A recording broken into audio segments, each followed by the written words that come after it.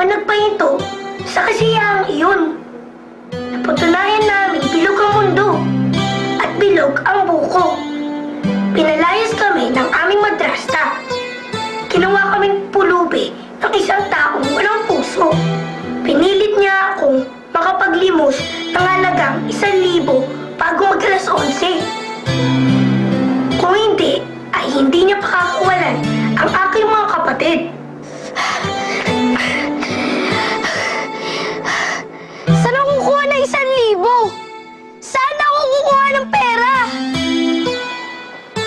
Basura? May pera sa basura!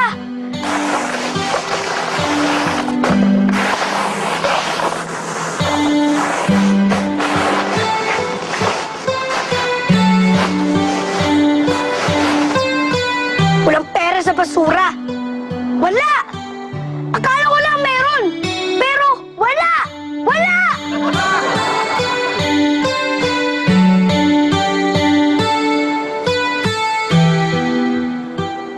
Wallet?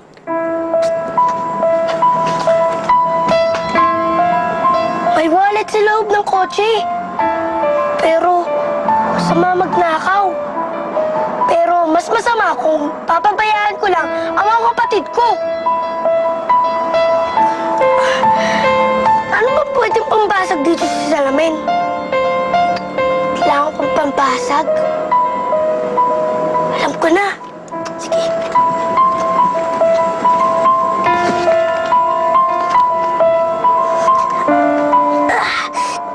Dito. Ito. Para ng ginto. Pwede itong pampasag sa salamin. Ay.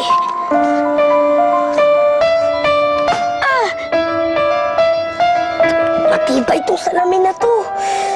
Ano pang pwedeng pambasag dito? Alam ko na. Diamante.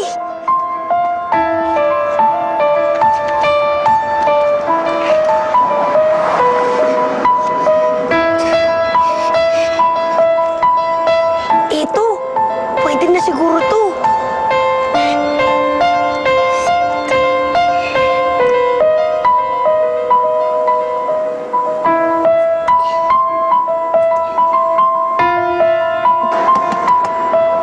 Ayaw pa rin. Anong pambabasag ko dito? Alam ko na. Baka may baseball bat siya sa loob. Sige.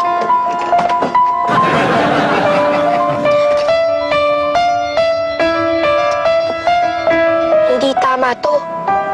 Hindi kami pinalaki ni Daddy na magnanakaw.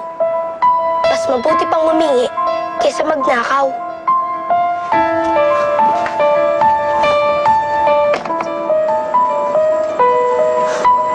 Wala nang ibang tuturo sa amin kundi si Tita Miriam. Tao po! Tao po!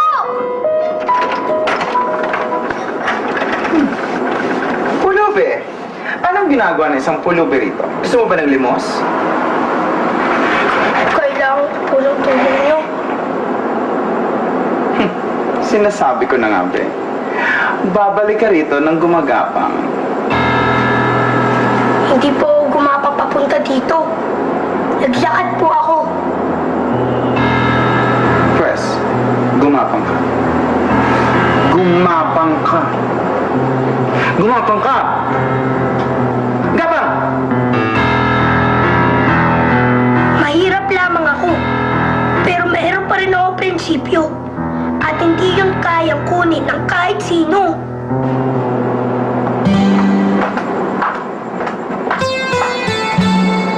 Pero hindi naman niya hinihingi ang prinsipyo ko. Pinapagapang lang niya ako.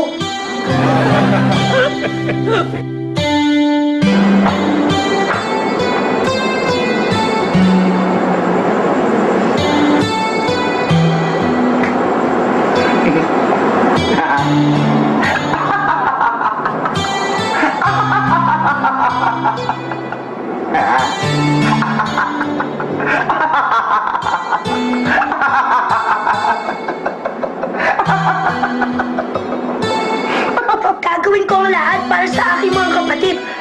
Hindi ko sila iiwan. Kahit kami mga mahirap pa sa dagang mahirap.